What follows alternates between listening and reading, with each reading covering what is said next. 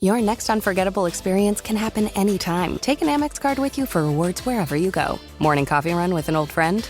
Earn cash back. Weekend getaway? Earn miles. Amex rewards your inner explorer. Learn more at americanexpress.com. Terms apply.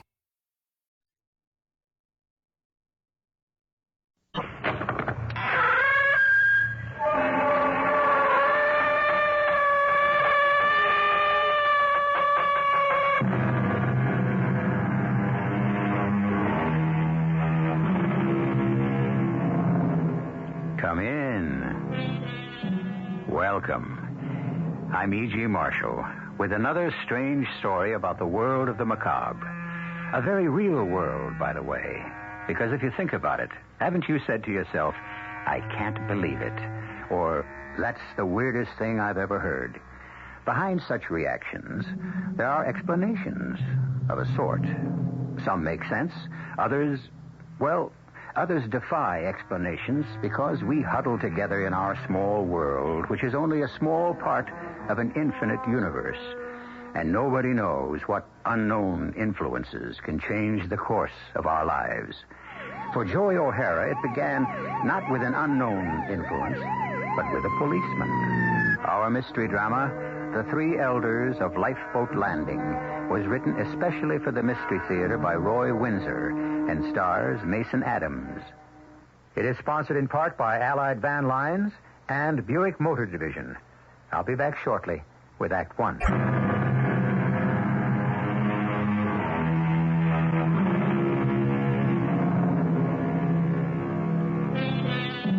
What began innocently enough, many of us have been stopped at least once for exceeding the speed limit, was to lead Joy O'Hara into an experience so devastating that until now it could never be told. And even now, names have been changed. The origin of the experience was at a lunch between Joy's brother, Phil O'Hara, and his client, Ross Randall. I'm glad it's over with and that we won. You saved me from a whopping fine and maybe even a jail sentence. You're a very good lawyer, Phil. Thank you. Tax cases are tricky. Well, I assure you, Phil, my accountant and I were certain those entertainment charges were deductible. Now, I'll tell you what I'd like to do. Would you and Mrs. O'Hara be my guests for dinner sometime soon in Lifeboat Landing? Oh, that's not necessary. No. But will you? Well, we'd be delighted. I mean, maybe you could leave the city mid-afternoon, and depending on the weather, we can play around the golf. Or a few sets of tennis, if you prefer that. Then your wife can join us for dinner at the club. Fine. Tennis, weather permitting. No problem. We have a bubble. You have? Mm-hmm. Hey, I thought they cost a mint. Well, money's no problem in Lifeboat Landing. What the village wants, it gets. And pays for, of course. In proportion to a person's income. Lifeboat Landing is ideal, Phil. I know you'll enjoy seeing it. Well, I look forward to it. Carol and I, we have 2 small children, and we've been thinking about moving out of the city.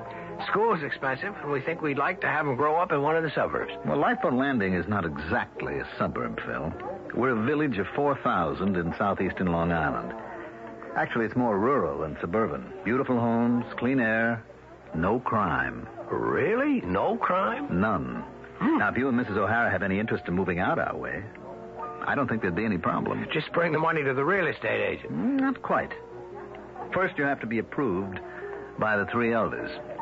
Oh? Like being okayed by a private club? Well, kind of yes and no.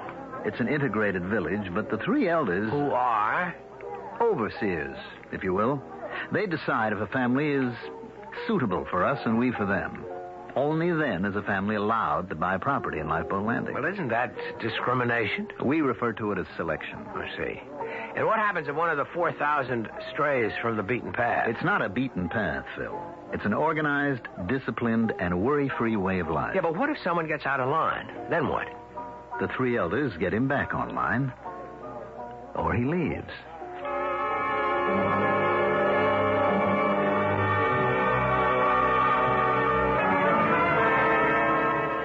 Sit down, Joey. What's on your alleged mind?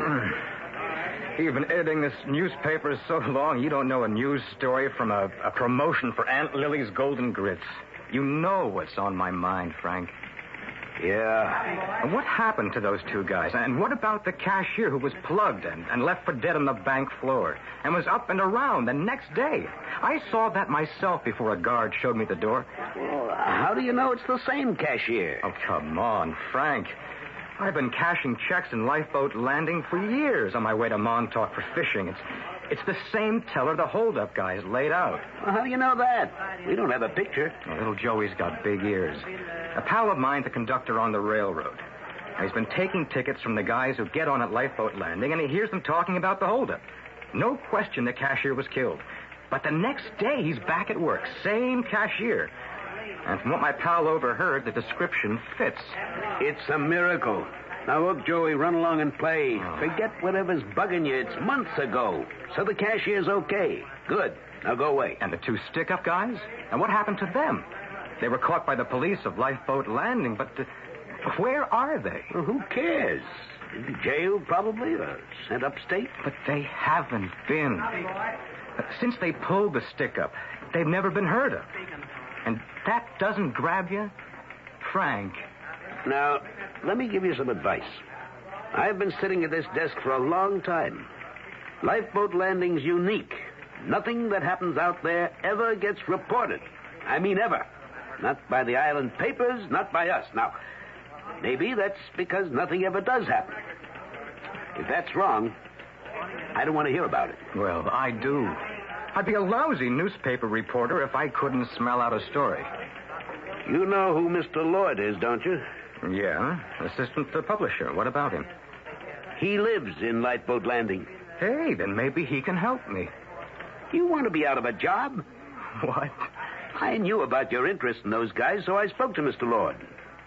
He told me politely not to waste my time or yours on a petty felony. But the 2 guys disappeared. I said as much to Mr. Lord. He just smiled and said he assumed they'd been dealt with. What does that mean?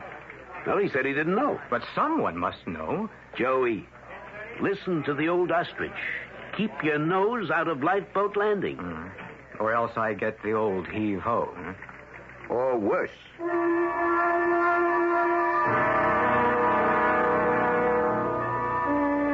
Let me help you, darling. Thank you. Oh, what a lovely room. Yeah, this is the grill. The main dining room is upstairs. Nice, isn't it? What are those cages out there? The platform tennis court. The pool is just beyond them, and the golf course winds around it along the shoreline. I think it's beautiful. You saw the tennis bubble as we drove in. Very impressive.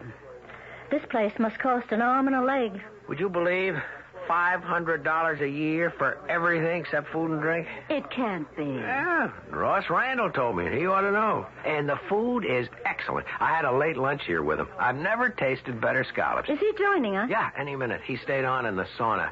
He's having a rub down. I showered and I came up to look around. Yeah, you are right, Carol. It is impressive. Are we staying here? Or are we having dinner at Mr. Randall's house? I don't know why. Well, if we're serious about moving out of the city, I'd like to see the inside of one of these elegant homes. I didn't see anything we could afford. I wandered around a bit, and this village is one estate after another. The houses must cost a fortune, so you can imagine what's inside of them. Yeah, I'm glad we had a chance to see the place. You told Mr. Randall we've been thinking of moving out of the city. Yeah.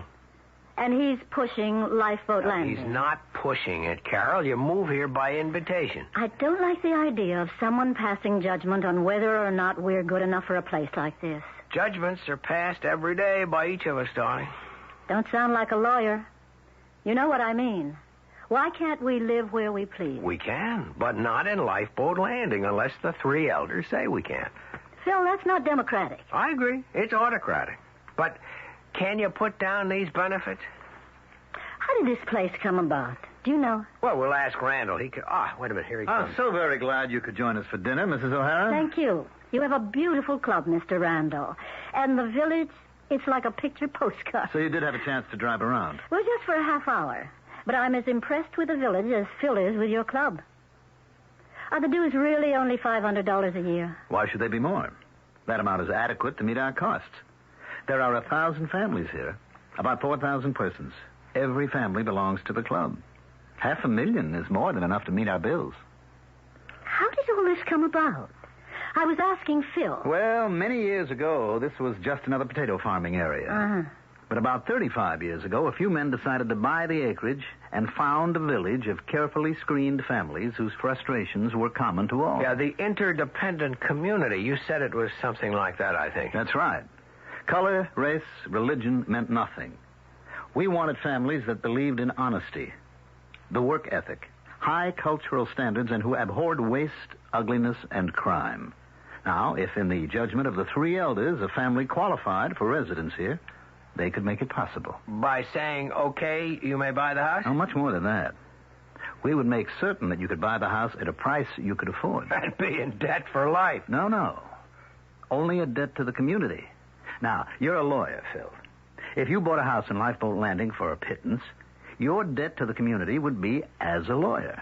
At any time, you might be called on to prosecute or defend for us at no fee to you. That's what we mean by interdependence. Isn't that kind of communistic? No, Mrs. O'Hara. We are elitist in spirit. We believe in the uncommon man. Lifeboat Landing is a tribute to him. What if a family is allowed to move here and doesn't like it, Ross? What happens then? He leaves. And what about his house?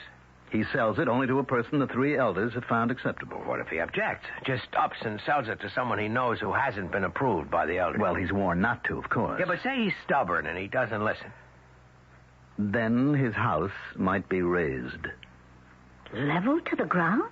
We've had that experience only once, Mrs. O'Hara. A long time ago.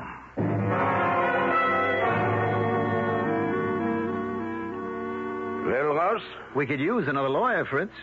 He seemed all right. He helped me wriggle out of that tax evasion suit. He's tractable. I don't know about the wife. Neither do I. Handsome woman, quite intelligent, but her mind's still filled with cliches. It would take time to get her to accept our kind of ordered society. I don't understand minds like that.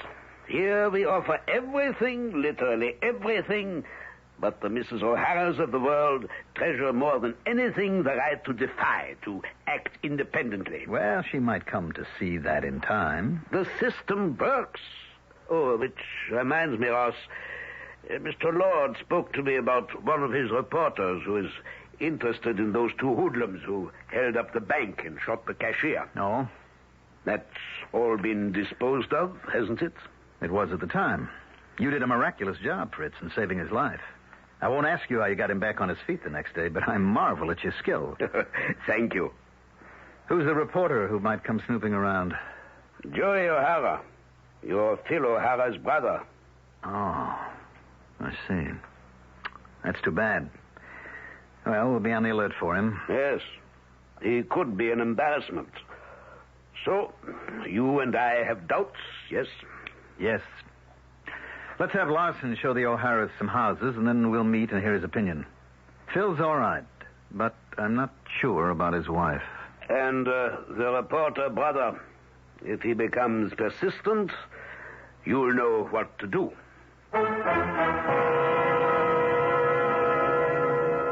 One definition of society is a voluntary association of individuals for common ends. Chemists get together and presumably talk chemistry. Nothing wrong with that. But a village of 4,000 in which, it would appear, everyone thinks and acts alike. As Americans, we hold many truths to be self-evident, and one of them is the right to protest. But not in Lifeboat Landing, as we will learn when I return with Act 2.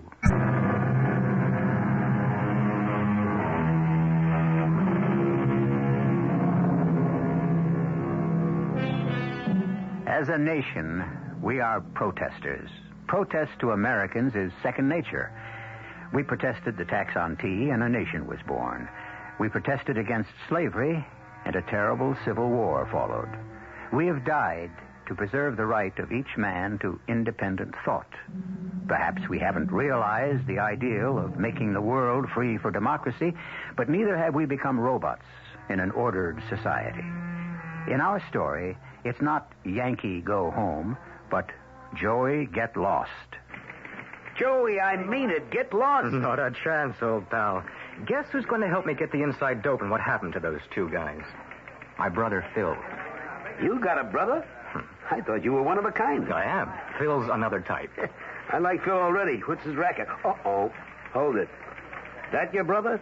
The lawyer who got Russ Randolph on that tax evasion case? That's my brother, Phil.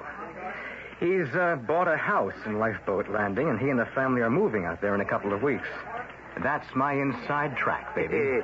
You're a real dandy, you are. Wait until I bust the truth across the front page. Before that happens, you'll be bust out of here. What's wrong with you, Frank? Two stick-up guys just vanish, and you don't think there's a story there? I've told you until my throat is dry. Lay off Lifeboat Landing.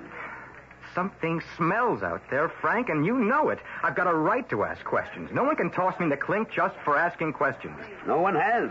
You've been out there. Mm-hmm. The bank cashier wouldn't talk to me. Well, that was his privilege. What about the police? Yeah, the police. They said they didn't know what I was talking about. Well? Frank, that's what's funny. I'm not allowed to talk to the cashier, and nobody else in the bank, including the security guard, would even speak to me. And the police, they just smiled and told me to run along. What goes on out there? It's a tight little community, that's what goes on. And no hard-nosed reporter's going to loosen it up. I don't believe it. I'll find somebody who'll spill the beans. Yeah, in your face. Why do you keep saying things like that? Because, dummy, if you become an annoyance to the three elders who run the place, you just might join those two hold-up guys your heart bleeds for. You're scared, aren't you, Frank? For your sake. Yeah.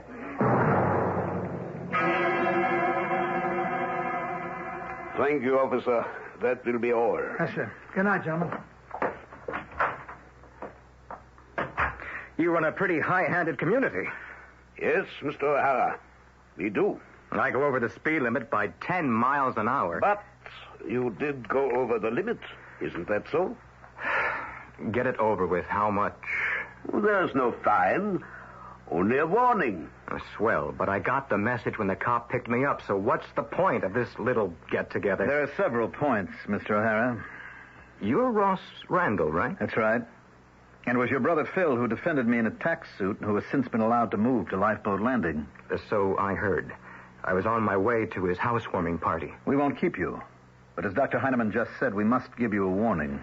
Okay, shoot. If you're arrested again, you'll be sent to prison for 30 days. In your hat? No. In our jail. You couldn't wave at that. That is not worth commenting on, Mr. O'Hara. As Mr. Randall has said, you're 30 days. Then I'd sue you in every court in the land. What kind of garbage are you trying to hand out? Another warning. You are now members of this community. For his sake, I hope you won't become an embarrassment to them. You mean an embarrassment like asking what happened in that bank robbery and to the two stick-up guys who disappeared? I'm a newspaper man.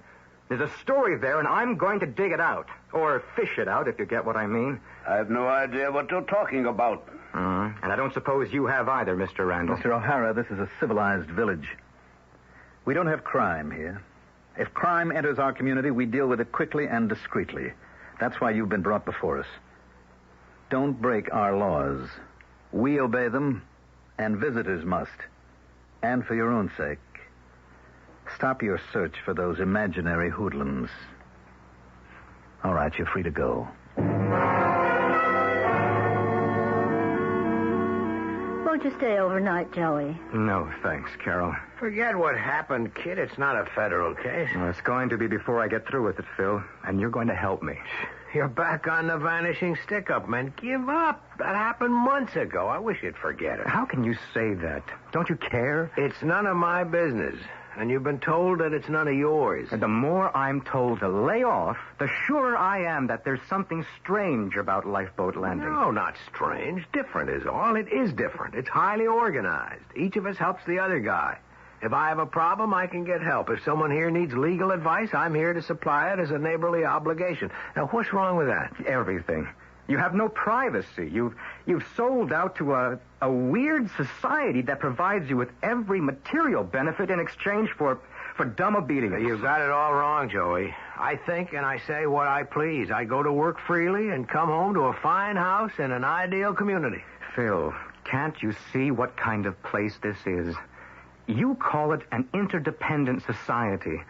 When persons spy on each other and lead plastic lives, that's what I call the police state. But, Joey, where else could we find all this?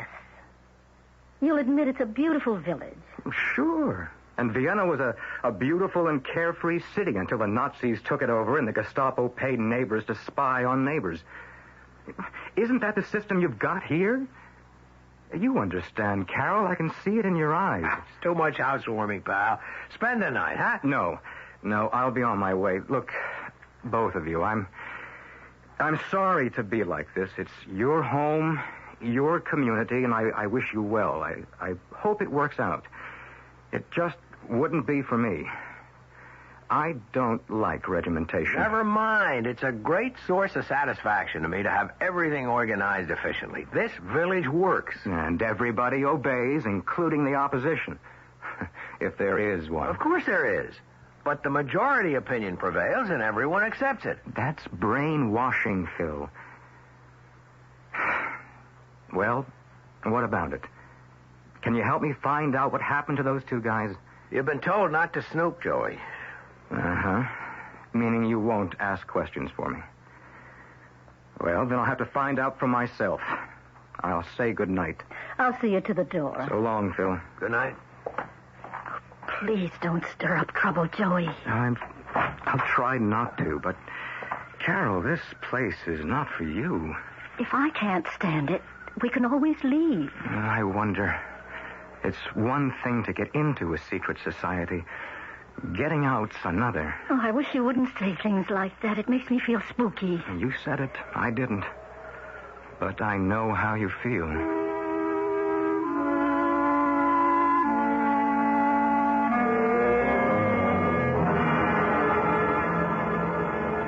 I thought you were entitled to know, Phil. Thanks, Ross. I appreciate it. I said pretty much the same things to my brother last night. He's a flag waver, you know. So I'm told. But, Phil, we just can't have him prying into the affairs of Lifeboat Landing. For our common good, the elders simply won't permit it. I know, and I agree. Now, we have no crime because our justice is swift and severe. That's the only deterrent to crime, Phil. Now, we're not cruel, but we are absolute. We've had thieves, and they've been banished. What makes justice work in Lifeboat Landing is common consent. Once the elders, after consultation with the police and the judge, have made a decision, all 4,000 of us accept it. Right. Now, for some reason, your brother has found a cause célèbre in the bank holdup, and he's determined to find out what happened to the gunman. I've told him he's been warned off. He asked me to help. I told him it's none of my business. Quite right. And I don't propose to explain what happened, but the disappearance of the men will have a salutary effect. Others will think twice before they try a stick-up in Lifeboat Landing. Right. You do like our way of life, Phil. And, Mrs. O'Hara and the children? Oh, very much, certainly. I ask because some of the ladies had tea with your wife the other day and sensed a vague reluctance on her part to participate wholeheartedly in their plans for next season's plays for our community center. Yeah, I heard. The center tries to present plays both classic and modern at a pure entertainment. Now, your wife suggested that we produce at least one protest play. Its subject was racial violence. And the language in it, frankly, is repugnant to anyone who isn't an animal. I know what you mean. Carol's always been a little liberal. Well, the center exists to entertain, not to foment trouble. I'll talk it over with her, Ross. Good. Oh, and Phil. Yeah. Speak to your brother. Our warning to him was not a gesture. He's become an irritant. And if he aggravates the situation, the warning will have to be acted upon. That's how it is. Yeah, I understand.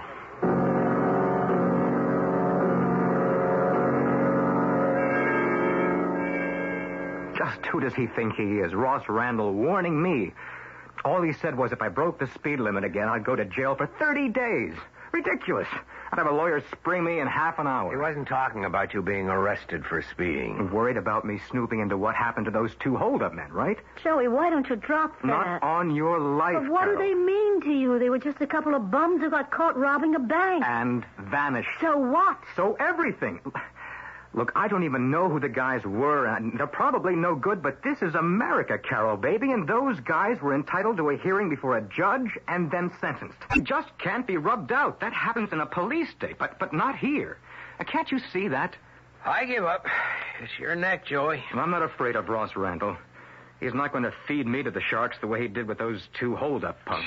You sure jumped to conclusions. But where did they go? Whatever happened to them, Randall doesn't care to tell me. When the three elders reach a decision, others act on it.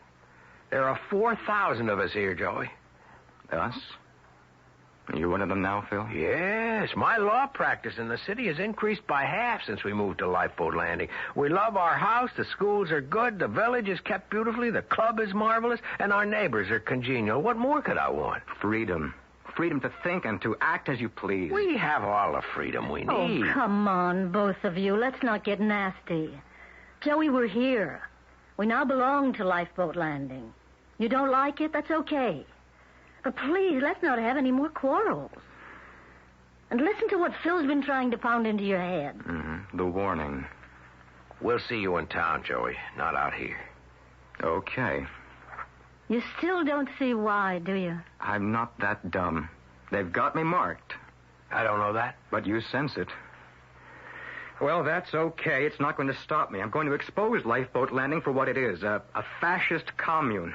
At least I'm going to try. Even though I might end up in the briny.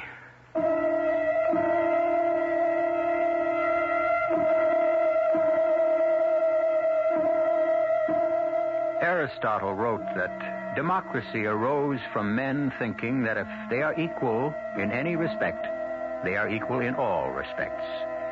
I don't think it's worked that way here. You and I have equal rights with, say, a famous doctor, but could we pretend to be equal in the ability to invent the polio vaccine?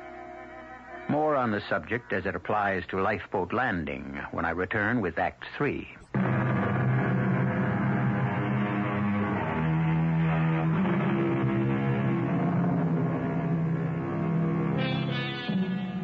From what I've gathered so far, Lifeboat Landing on the southeastern shore of Long Island is the ideal community. Joey O'Hara disagrees. He's a newspaper man, of course, with a natural instinct for news, and he finds any controlled society repugnant. His curiosity was aroused by the disappearance of two men who held up the local bank and vanished. That's just what it is, Frank. So are some of the private clubs around town. What's wrong with that? Guys from the same college, band together, other guys who like boats, beer-drinking guys, they're all over town. But they don't decide flatly what taxes you're going to pay or what happens to a guy who holds up a liquor store. Okay. You got something up your sleeve. What is it? Take a look at this. There's a picture of some German soldier in a fatigue jacket. So? It's Dr. Fritz Heinemann. Who's he? Some small fry ex-Nazi? That's right. Well, there's lots of them still drifting around. This guy drifted to Lifeboat Landing. So what? Is he on the wanted list? No. He came here from South America and took out citizenship papers in 1950. So, what about him? He's one of the 3 elders of the village. Oh? Heinemann's the kind of guy who'd still be indoctrinated with law and order and obedience and a system of informers. Just what Lifeboat Landing has plenty of. So Heinemann is an ex-Nazi. So what? So he and the other 2 elders, Ross Randall and some guy named Larson, rule. Absolutely. That's why there's no crime. Somebody drifts into Lifeboat Landing and commits a crime he's never heard of again. You 2 stick-up men?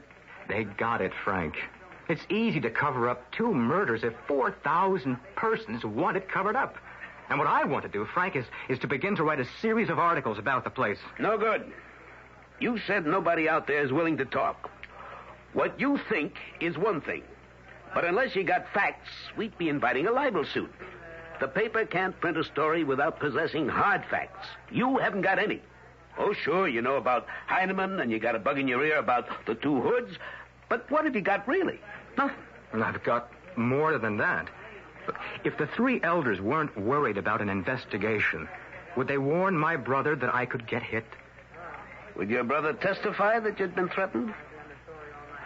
I don't know. I do. From what you've told me about him since he moved out there, your brother wouldn't talk. He's my brother. He's also a guy who'd probably like to stay alive.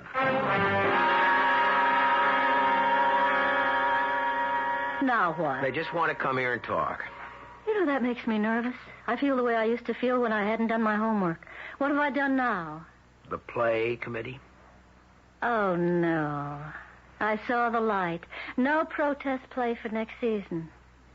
Phil. I know what you're going to say. But doesn't conformity get you down? It's smothering. I like it here, Carol, but if you don't, we can always move back to the city. But think of what we've got. And what we've given up. I'll let them in.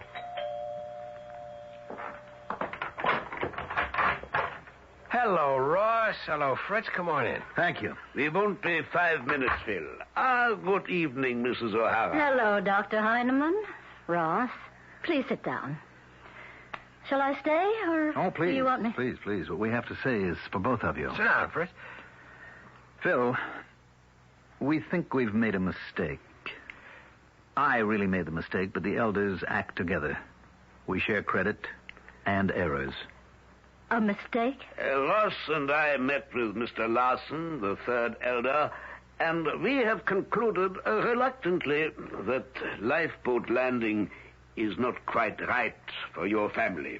I'm sorry to hear that. We like it here very much. Yes, I think you do, Phil. But what about you, Carol? Well, I'm getting used to it. It's taking a while because it's a different experience for me.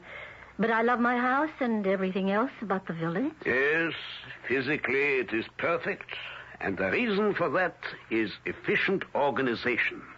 Some persons fit the yoke, others do not. Many personal inclinations have to be repressed for the good of all. Decisions made by the three elders represent the majority opinion, and the minority has to accept it. And some persons might resent that kind of rule as arbitrary. Well, it is, kind of, isn't it? Well, isn't it preferable to constant turmoil? The elders decide what is best for all and put it into effect. To be efficient and productive, a house needs a head. So does a business. So does government. Understand? Yes. Turmoil and bitterness and neighbor set against neighbor. Those are the very reasons that democracy is inefficient. But each of us should be free to say what he thinks. That is the reason for our visit. We suggest it will be happier if you leave Lifeboat Landing. We would like to have you stay with us, but not as dissidents. And then, Phil, there's your brother. I told him to stay away. It wasn't easy. I'm fond of him. He's still bent on making trouble. How could he? He can't, but he refuses to believe it. Now, I can give you one piece of news that you may not be aware of. He's been discharged from his job.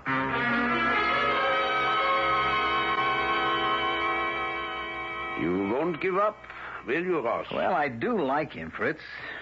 And his wife will come around. It seems a shame to tell him to move because of that brother of his. Well, he could be disposed of very easily. Too obvious. The publicity would be unpleasant. And I don't know if that editor would stand still for the disappearance of Joey O'Hara. But without facts, who would believe what he might say? The two hold-up men disappear. Joey O'Hara disappears. The first are missing because a rival gang took care of them. O'Hara is missing because he was close to exposing the gang. That kind of thing can be maneuvered, Ross. Let me try something else first. I have an idea.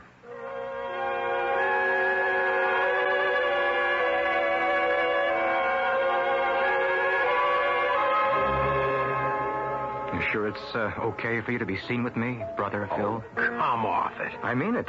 You keep on associating with the headhunter, they'll kick you out of Boat Landing. They're going to. No. Oh, that's the best news I've heard in days. No kidding. When did this happen? Last night, after Heinemann and Randall suggested we might be happier if we moved out, they told me that you'd been fired. I tried to get you. I was afloat. Me and my editor, my pal Frank. I got him home and fell asleep in his living room. Sorry about your job. The editor warned you. Yeah, I know. Not his fault. The word came down from Mr. Lord. He's from Lifeboat Landing, you know. Well, I'm not sorry you're coming back to the city, Phil. That place bugs Carol. Oh, it's not definite. I suppose I'm the reason they want you out. Yeah, it's mostly you, yes. Well, I should be sorry, but I'm not. Heinemann is a former Nazi. He settled in Lifeboat Landing and built a model brainwashed village. It works like a perfect clock. Great if you're a clock. You get wound up and just tick away. Heinemann, a former Nazi? That's right. Oh, he's an American citizen now, but he's put together a perfect model of a town occupied by the Wehrmacht.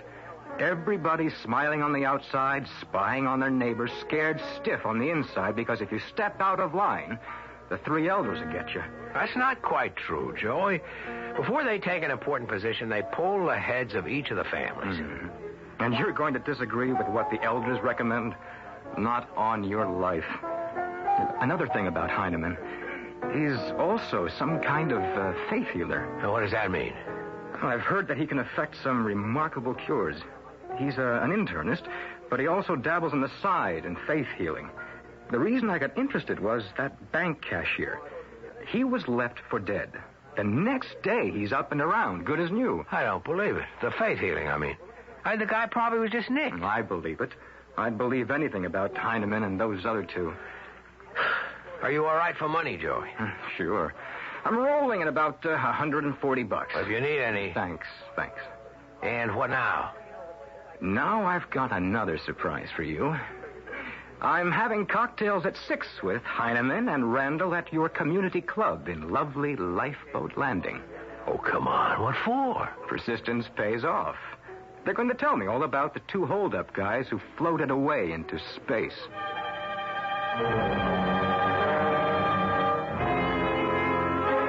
You're quite right, Mr. O'Hara. I was a member of the Nazi Party. I was deluded, as many of my companions were. That, however, was many years ago. I escaped to South America and then to the United States, where I am a citizen. Everyone in Lifeboat Landing knows this. Why is the fact so interesting to you? Because the government of Lifeboat Landing reflects an alien philosophy, your deluded philosophy of absolute rule. All of us here believe in a democracy controlled by the three elders who enforce the majority rule. So two guys stick up your bank and the majority approves, rubbing them out. Exactly. You admit you had them disappear? Yes. Without trial and without a defense? That's right. That's murder. It is self-preservation. Fear is our weapon, and all of us believe in it. And you place yourself above our accepted concept of law. We invited you here to demonstrate how justice works in our village. You were warned about speeding. Oh, don't tell me I'm going to be punished for throwing a cigarette in the street. You're not going to be punished at all.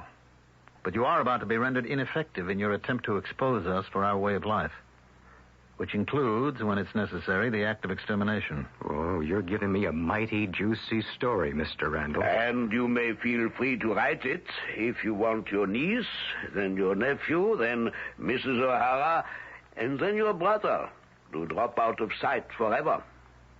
You'd murder them? Drop your investigations, or that's exactly what will happen. Oh, they're getting out of this sick place. No, they are going to remain. We had thought of telling them to leave and then of dealing with you. This way will be less troublesome. With you alive, no one will believe your story. I'll notify every law enforcement agency in the country. And who would believe you? Your niece is drowned at the beach. Your nephew? Well, why go on? You do that? Oh, yes. That's fiendish. We like our way of life, and no one will be allowed to interfere with it. All right, now you're free to go. We've warned you, and I assure you we can act. I'll get my brother and his family out of here tonight. Feel free to. But will your brother and his wife believe you? And even if they do, who would print your story? You have no facts. You're helpless, Mr. O'Hara. You dirty... Good night, Mr. O'Hara. Have a nice drive back to the city.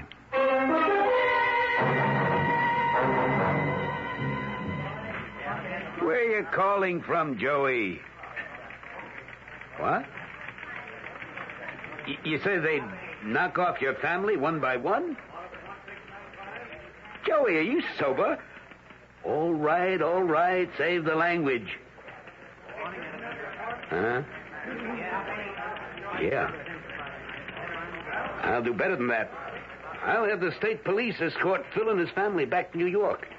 And I'll bust the story all over tomorrow morning's paper. Yeah, it may cost me my job, but I'd be a real jerk not to save 4 lives. Make that 5. Well, they get you too, Joey. Okay, pal. Hang up and hide out. I'll take over.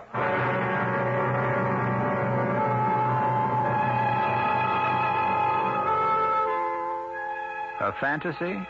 Of course. It really can't happen here. But back in 1935, Sinclair Lewis thought it could. And it was he who anticipated the monstrous war fomented by a madman who wanted to impose a rigid order on Europe and then on the rest of the civilized world. He failed, just as tyranny failed in the strange village of Lifeboat Landing. I will return shortly.